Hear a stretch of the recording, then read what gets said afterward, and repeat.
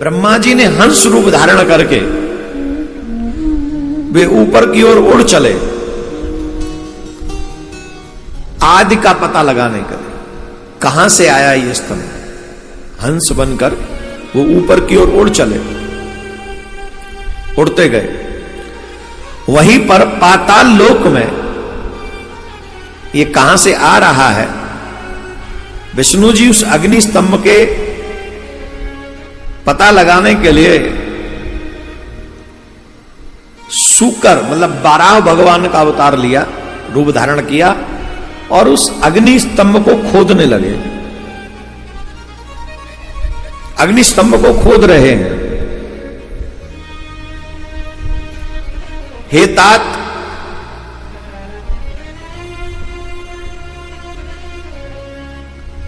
बहुत समय व्यतीत हो जाने पर,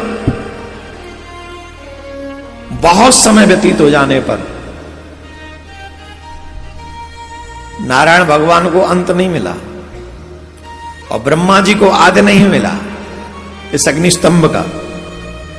आकाश मार्ग में जाते हुए पितामह ब्रह्मा जी ने मार्ग में अद्भुत केतकी के केवड़े के पुष्प को देखा। केवड़े के पुष्प को देखा उन्होंने, अनेक वर्षों से गिरता आ रहा है और वह ताजा भी है, सुगंधित भी है। ब्रह्मा जी और विष्णु के इस विग्रह पूर्ण कृत्य को देखकर भगवान परमेश्वर माने शिव जी जब ये दोनों लड़ रहे थे तो भगवान के जटा मुकुट में ये पुष्प विराजमान था केतकी का। और जब ये दोनों लड़ रहे थे तो भगवान शिव बड़ी प्रसन्नता से मुस्कुराए और थोड़े खिलखिला के मुस्कुराए। तो जब खिलखिला के मुस्कुराए तो सर पे जो केतकी का पुष्प था वो वहां से जटा मुकुट से गिर गया और वो गिर के नीचे की तरफ गिरने लगा। तो उन केतकी के पुष्प को जब ब्रह्मा जी ने देखा तो ब्रह्मा जी ने पूछा, हे पुष्पराज, तुम्हें किसने धारण कर रखा था और तुम क्यों गिर रहे हो? केतकी ने उत्तर दिया, इस पुरातन और अप्रिय स्तंभ के बीच में बहुत समय से गिर रहा हूं। मतलब मैं आज से नहीं गिर रहा हूं, कल से नहीं गिर रहा हूं। इस स्तंभ के बीचों बीच में जो गिरता चला रहा हूं, बहुत समय से गिरता चला रहा हूं, मैं अभी नहीं गिरा। और इसका न आदि है, मैं इसका आदि नहीं देख सका और आप इसका स्तंभ का अंत देखने की आशा छोड़ दीजिए। मुझे नहीं पता कि ये मैं जहां से गिर रहा हूं वहीं से है क्या है, मैं आदि देख के नहीं आ रहा हूं, आप इसका अंत देखना बंद कर दीजिए। ब्रह्मा जी ने हंसकर हंस का रूप लेकर इस देखने के लिए, ब्रह्मा जी बोले मैं तो हंस का रूप लेके ऊपर देखने के लिए जा रहा था, इसका मतलब, और विष्णु जी भी बारह बनकर गए हैं नीचे इसका पता लगाने। और तो जब मुझे आदि नहीं मिल रहा है तो अंत उनको भी नहीं मिलेगा, ये कंफर्म। केतकी के पुष्प से कहा, तो हमारा एक काम करोगे? बोले क्या? बोले हमारा साथ दे दो। क्या साथ दें? बोले जब हम नीचे चलेंगे तो विष्णु भगवान मिलेंगे, हम उनसे जाके कहेंगे कि हम आदि देख के आए, तो वैसे तो हमारी बात मानेंगे नहीं। तो वो कहेंगे कोई गवाह है, प्रत्यक्षदर्शी है, तो हम तुम्हारा नाम लेंगे, इस पुष्प ने देखा है, और तुम बस हाँ में हाँ मिला देना। तुम सिर्फ हाँ में हाँ मिला देना, और जब तुम हाँ में हाँ मिला दोगे तो तुम जानते हो हम तुम्हें क्या दे सकते हैं। हम ब्रह्मा हैं, जगत पितामह ब्रह्मा हैं हम। कौन है? ऐसा कुछ नहीं है जो हम तुम्हें न दे सके। हम तुम्हें बहुत कुछ दे सकते हैं, बहुत कुछ, पर तुम्हें हमारी हां में हां मिलानी पड़ेगी।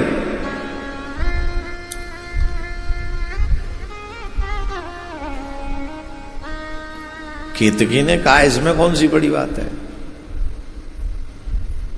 तुम्हारी यहां में यहां मिला देंगे। और आप देख लीजिए आज समाज में ऐसे बहुत लोग हैं जो कोर्ट में झूठी गवाही देने चले जाते हैं। जाते हैं कि नहीं जाते हैं? जाते हैं झूठी गवाही। उन्हें भी कलयुग का केतकी पुष्प ही समझ लेना चाहिए। झूठी गवाही देने वाला मनुष्य यह नहीं सोचता कि इसका परिणाम क्या होगा। झूठ बोलने में उसे संकोच नहीं होता। उन दोनों में साठगांठ हो गई। इधर में भगवान विष्णु ने जब बहुत पाताल तक खोद दिया और वहां भी उसका अंत नहीं मिला, तो भगवान विष्णु बोले छोड़ो जी, अब अंत नहीं मिल रहा तो आगे मिलेगा भी नहीं। वो ऊपर चले आए जहां से प्रारंभ किया था। बोले अब ब्रह्मा जी आ जाएंगे तो उनसे कहेंगे। उधर ब्रह्मा जी भी लौट के आ गए। तो ब्रह्मा जी ने कहा कहो विष्णु जी, पता करके आए कहां है, अंत कहां है? विष्णु भगवान बोले नहीं, हम बहुत परिश्रम किए, परिश्रम करके थक भी गए, पर इस अग्नि स्तंभ का पता नहीं चला।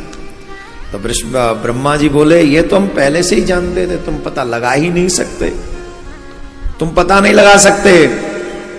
और तुम नहीं जानते हो ना, हम अग्रभाग देख के आए हैं। हम इस अग्नि स्तंभ का अग्रभाग देखकर, हम देखकर आए, हम ब्रह्मा जी है ना, हम देख के आए हैं। और हम ये भी जानते हैं कि तुम हमारी बात पे विश्वास नहीं करोगे, इसलिए हम एक गवाह भी साथ में लाए, प्रत्यक्षदर्शी अपने साथ में लाए हैं। ये इसे देख रहे हो, ये केतकी पुष्प है। और इस केतकी पुष्प ने देखा है हमें अग्रभाग का दर्शन करते हुए। नारायण भगवान ने यूं देखा, केतकी ने हां कर दिया, यूं हिला, हाँ जी देख के। जब दो झूठा मिल जाए तो यही होता है, झूठा दोनों। एक चार मुख वाले ब्रह्मा नहीं है, 5 मुख वाले ब्रह्मा आएंगे। कौन है? 5 मुख वाले ब्रह्मा है। नारायण भगवान ने बात को समझ कर कहा कि ठीक है, हम अपनी हार स्वीकार करते हैं और आप प्रथम पूजनीय देवता हैं।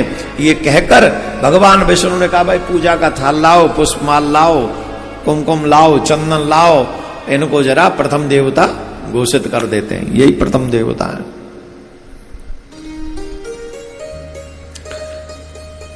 अब जब ये सब हो रहा था और ब्रह्मा जी बड़े खुश हो रहे थे कि चलो अब तो हम ही बड़े हो गए। इतने में शंकर भगवान प्रकट हो गए। बोलो शंकर भगवान की जय। नमः पार्वती पतये हर हर महादेव, हर हर महादेव। और उन्होंने कहा रुक जाओ, ठहर जाओ। भगवान शिव बोले नारायण भगवान से, हे वत्स मैं तुम पर बहुत प्रसन्न हूं, क्योंकि तुमने श्रेष्ठता प्राप्त करने के लिए झूठ नहीं बोला।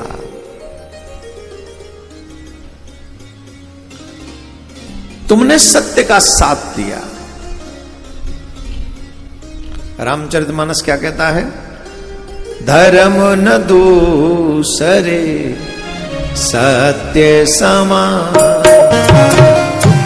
धर्म न दूसरे सत्य समान, धर्म न दूसरे सत्य समान, धर्म न दूसरे सत्य समान। आगम निगम पुराण बखान,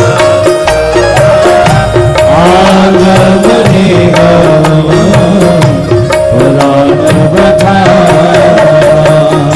ओ आगम निगम पुराण बखान। बनेगा पुराण गाथा।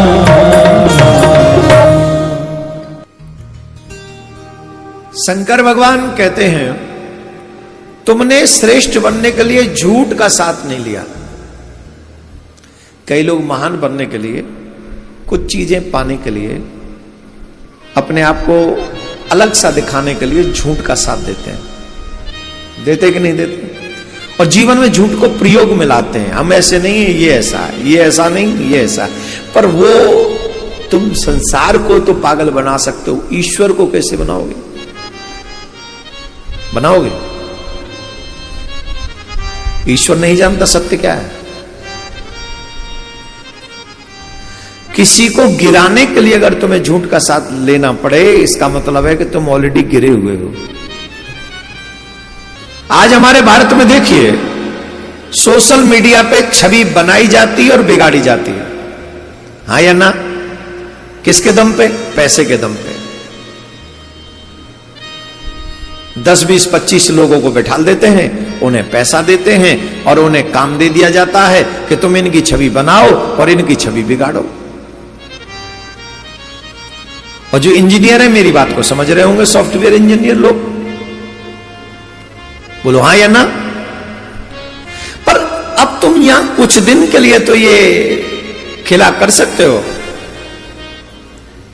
पर जिस दिन भगवान के यहां जाओगे ये खेला नहीं होगा। वहां पे लंबा खेल हो जाएगा। 84 लाख योनियों की जेल होगी तुम्हें। कितनी? 84 लाख योनियों की जेल है। एक साल भी रहना पड़ा तो सोचो कितने साल हो जाएंगे। एक साल भी एक योनि में रहना पड़ा तो 84 लाख साल हो जाएंगे तुम्हें। इतने साल की जेल भोगना चाहते हो? झूठ मत बोलो, असत्य मत बोलो। शंकर भगवान प्रसन्न हुए नारायण भगवान से। क्यों? तुमने सत्य बोला, तुमने अपनी हार स्वीकार कर ली। क्योंकि मैंने नहीं देखा, मीन्स नहीं देखा। तो शंकर भगवान ने कहा, नारायण तुम श्रेष्ठता पाने के लिए सत्य को नहीं छोड़े, तुमने सत्य को ही स्वीकार किया, इसलिए हम तुम्हारा नाम रख रहे हैं सत्यनारायण। बोलो सत्यनारायण भगवान।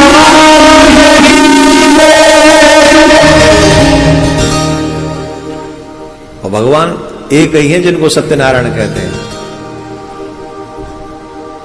सत्यनारायण भगवान। और जिनके घर में सत्यनारायण की कथा होती है, उनके घर में कभी दरिद्रता नहीं रहती है,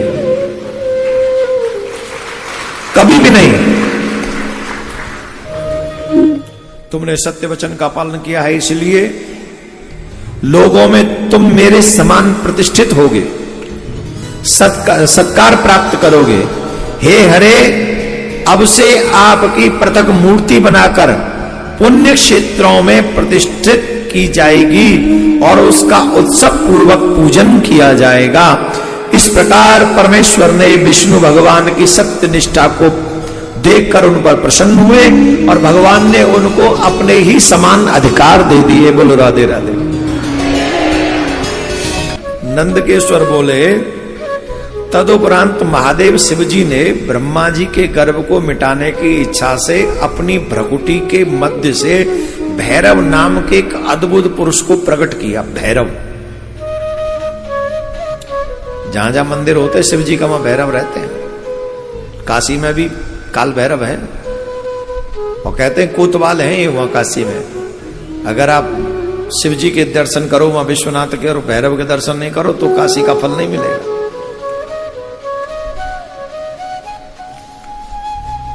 ध्यान से सुनो, भैरव को प्रकट किया। भैरव को भौं के मध्य से, ये भौं को क्या बोलते, आईब्रो के बीच में, ये दोनों, इसके और इसके बीच में, यहां से भैरव को उत्पन्न किया। भैरव ने प्रकट होकर हाथ जोड़ा और पूछा, कहो प्रभु मेरे लिए क्या आज्ञा है?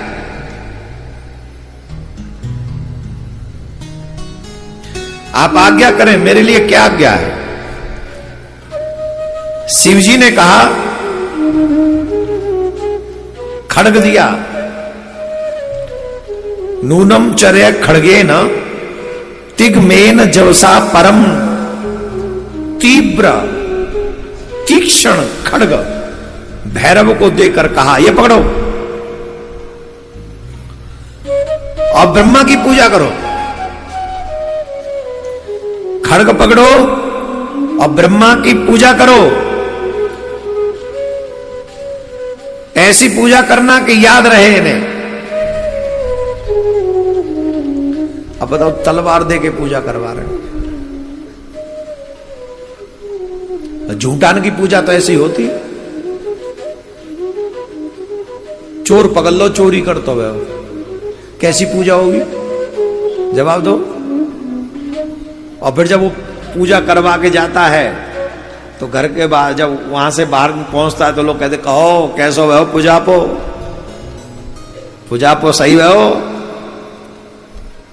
अब ब्रह्मा जी कह रहे हैं ऐसी पूजा करो। अब तलवार से, खड्ग से कैसी पूजा होती होगी?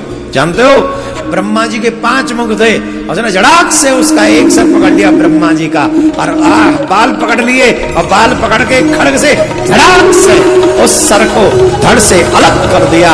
और महाराज हड़बड़ा गए, बाल बिखर गए ब्रह्मा जी की, दाढ़ी बिखर गई ब्रह्मा जी की, आवड़े गावड़े से है गए ब्रह्मा जी। और इस पेट को देखे ब्रह्मा जी, नारायण भगवान और वीरभद्र तो और दूसरा सर काटने लगे। नारायण भगवान ने कहा, महाराज महाराज महाराज रुको रुको रुको, ने थोड़ा संवाद होने दो, थोड़ा संवाद काट देना, चारों ही काट देना, पर रुक लो, 1 मिनट रुको। शंकर भगवान की स्तुति की नारायण भगवान ने, हे प्रभु आप दयालु हैं, आप करुणा के सागर हैं, आप करुणा वरुणालय हैं। आप ही के द्वारा ब्रह्मा जी पंचमुखी हैं। आपने इन पर दया नहीं की तो ये नहीं बचेंगे, ये नहीं बचेंगे। आप कृपा कीजिए। ये संसार आप ही के द्वारा बनाया हुआ है, ब्रह्मा जी भी आप ही के द्वारा बनाए हुए हैं। आप एक क्षण में इन्हें छोड़ देंगे तो ये वीरभद्र इन्हें मार देंगे। आप दया कीजिए, आप इन पर करुणा कीजिए। शांत शांत शांत, छोड़ो। वीरभद्र ने छोड़ दिया। पहली बात तो इस बात को ध्यान से सुनो, वीरभद्र ने 5 सरों में से एक ही सर काटा।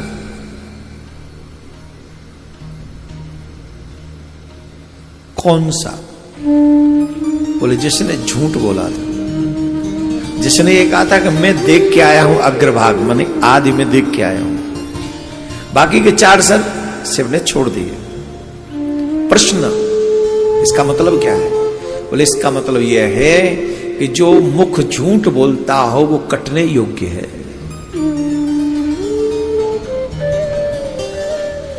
जो मुख अहर्निश झूठ बोलता रहता हो वो मुख कहलाने के योग्य नहीं, वो कटने के योग्य है। आप प्रिया प्रीतम को प्राप्त करना चाहते हैं तो जीवन में एक अनुष्ठान लीजिए कि ज्यादा से ज्यादा हमें सत्य बोलना है, असत्य से बचना है, ज्यादा से ज्यादा। ये घटना हमको सिखा रही है, शंकर भगवान ने ब्रह्मा जी के सर को कटवा दिया। क्यों? तुमने झूठ बोला। डिपार्टमेंट का मामला था, ये महादेव ये ब्रह्मा चाहते तो छोड़ भी देते, नहीं, भगवान आगे बताते हैं। जब सर 4 छोड़ दिए ना, 4 बच गए, तो ब्रह्मा जी हाथ जोड़ के खड़े हो गए। ब्रह्मा जी बोले, हे महादेव, हे स्वामिन, आप मुझ पर प्रसन्न होइए।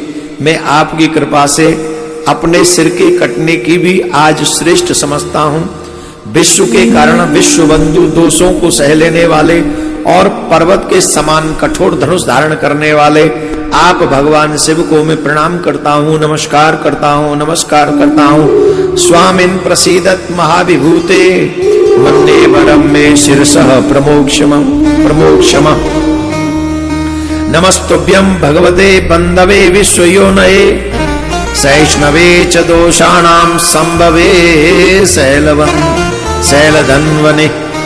आप मुझ पर प्रसन्न हो जाइए, मैं आपको नमस्कार करता हूं। शंकर भगवान कहने लगे, ब्रह्मा जी, हे वत्स, हम तुम्हें बिना सर काटे भी छोड़ सकते थे, पर हे वत्स, अनुशासन का भय नहीं रहता, और जब अनुशासन का भय नहीं रहेगा तो यह सारा संसार नष्ट हो जाएगा। अब आप इस बात से ऐसी कल्पना करो, अगर समुद्र को भय न रहे अनुशासन में रहने का तो क्या होगा? जवाब दो, क्या होगा? अग्निदेव को भय न रहे अनुशासन में रहने का क्या होगा? इंद्र को अनुशासन में रहने का भय न रहे क्या होगा? एक ही दिन में बहा देगा सब, पूरी पृथ्वी को डुबा देगा इंद्र एक दिन में।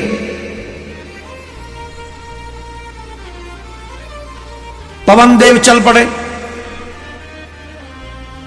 जब भी पता चलता है 180 की स्पीड से आएंगे, 150 की स्पीड से फलाना तूफान आएगा, क्या करते हैं? जहाज निकाल लो, बाहर आ जाओ, समुद्र में कोई मत जाना, ये मत करना। क्यों? 150 की स्पीड से हवा चलेंगी, इतना।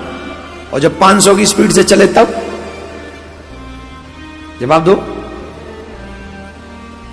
500 की स्पीड से भी चल सकती है। 49 तरीके की पवन है, 49 टाइप ऑफ,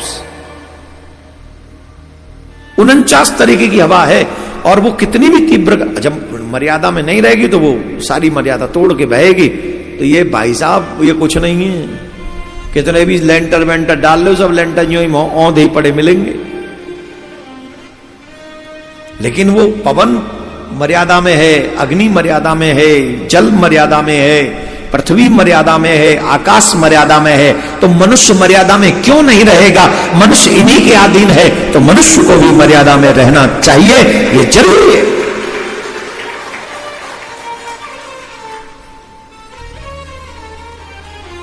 जब तक मर्यादा में मनुष्य रहता है सुखी रहता है, और जब मर्यादा का उल्लंघन करता है तो यहां भी दुख भोगता है और वहां भी दुख भोगता है।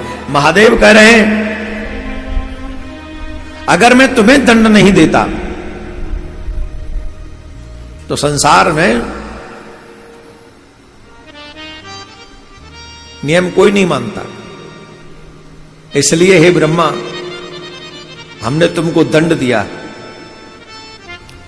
और ये भी है साथ में तुम्हारी पूजा अब नहीं होगी कहीं। अब कहीं तुम्हारे नाम का मंदिर नहीं बनेगा। और देख लो तुम प्रिया कांजू के मंदिर में, देख लो शंकर भगवान भी बैठे हैं, प्रिया कांजू भी बैठे, गणेश जी भी विराजमान है, हनुमान जी भी विराजमान है, पर ब्रह्मा जी ना है कहूं। सिर्फ पुष्कर राज में ब्रह्मा जी का मंदिर है एकमात्र। और क्यों नहीं है? क्योंकि पूजा प्राप्त करने के लिए ब्रह्मा जी ने झूठ बोला।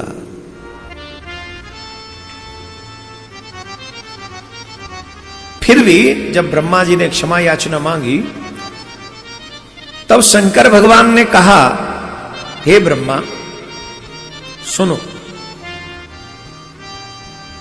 मैं तुम्हें बताता हूं, मंदिरों में तो तुम्हारी पूजा नहीं होगी, पर यज्ञों में प्रमुख देवता तुम ही रहोगे। कोई भी यज्ञ तुम्हारे बिना संपन्न नहीं होगा।